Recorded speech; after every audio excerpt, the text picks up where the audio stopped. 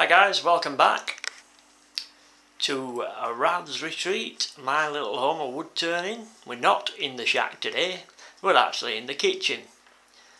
Been to my local wood turning emporium, bought a load of wood. I've cherry picked some items for you to look at. Now, we've dealt with those, so we're going to have a look at these. Okay, let's have a look at the first piece, shall we? What we got here? This is a piece of maple. You guys in the US, this is one of your standard woods over there, isn't it? You got so many different types of maple over there in the US and Canada. I am so jealous of you guys. I watch your videos on YouTube, you know, you're turning big leaf maple and ambrosia maple. We never get access to that over here. You know, I've never seen a piece of ambrosia maple for sale in this country. I mean, it probably is, but I've never found any. So, quite jealous of you guys over there. It just says maple, so I don't know what type of maple it is, but anyway, it's maple. Bought it to make some boxes, light coloured timber with a dark coloured insert. Looks smashing. Right, next up, these. Any of you guys know what this might be? I'll give you a clue. It's very heavy. I'll give you another clue. They used to make cogs and ship's bearings and block and tackle out of it because it was self-lubricating. It's, yeah, you've got it already, haven't you? Lignum vitae or lignum vitae. Some people call it a different, don't they? I call it lignum vitae anyway.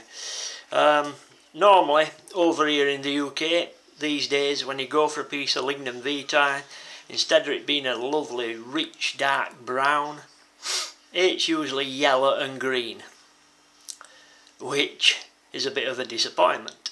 Anyway, today I was looking and I cherry-picked 3 pieces. Now, granted, they're not as dark as I would have liked, but they're not too bad at all. I've seen a lot worse.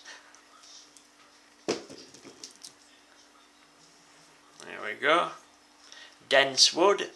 Throw this stuff in water and it sinks.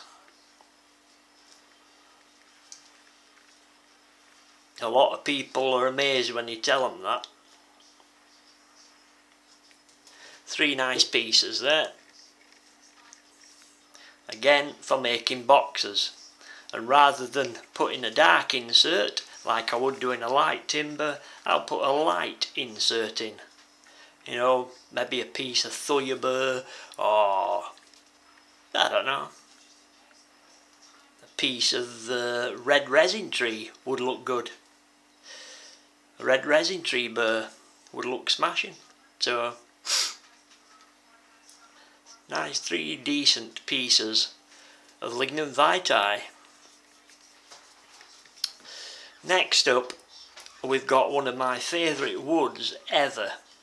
If a person came and said, look, by law you can only turn 1 wood for the rest of your life, what wood would you like it to be? I would instantly say, yew.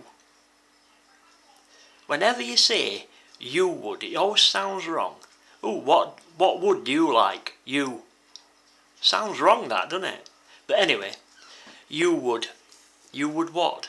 Managed to drop on a couple of nice thick pieces of branch wood.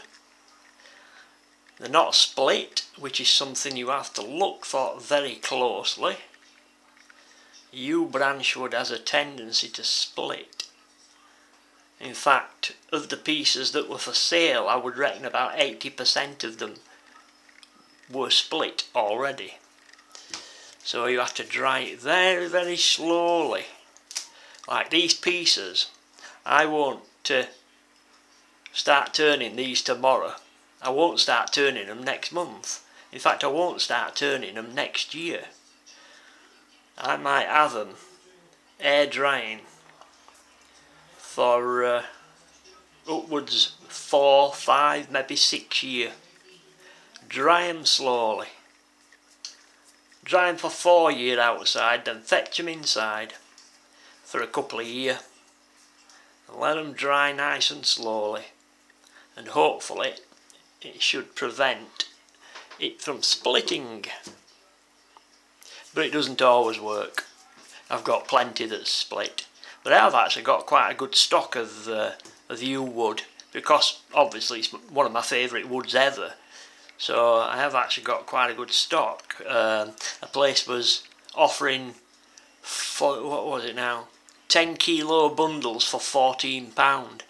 So my daughter bought me 2 bundles, and I bought 2 bundles.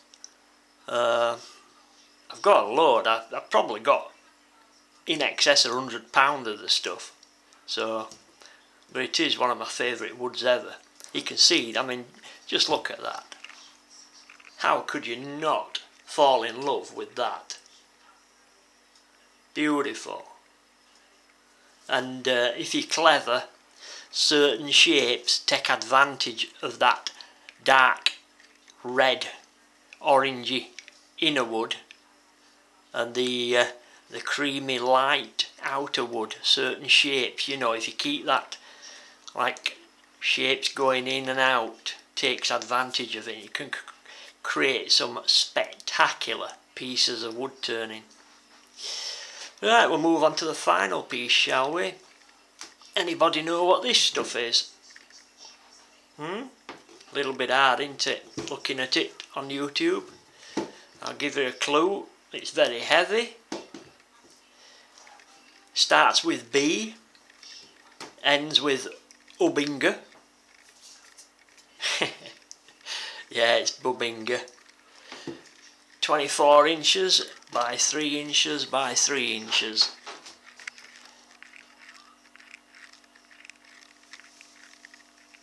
Nice piece of wood.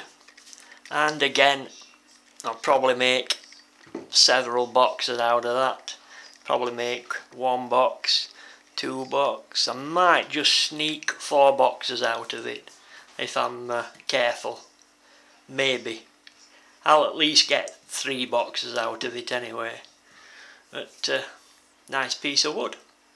Right then guys, I'll thank you for joining me. I just wanted to show you those. If you're anything like me, I love looking at what other wood turners are using. I love looking at what they're making, but I also love looking at what timbers they're using as well. You know, it's quite interesting looking at what turners from different parts of the world are using. Like I said, ambrosia maple. I've never turned that, but yet in the United States, you know, it's quite prevalent.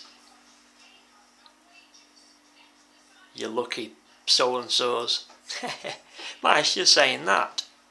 There's woods over here that you don't get to turn very often. I mean, how many of you guys in the States get to turn probably sycamore?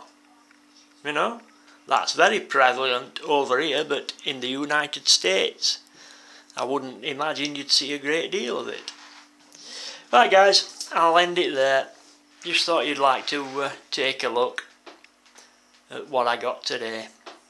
Hope you enjoyed it.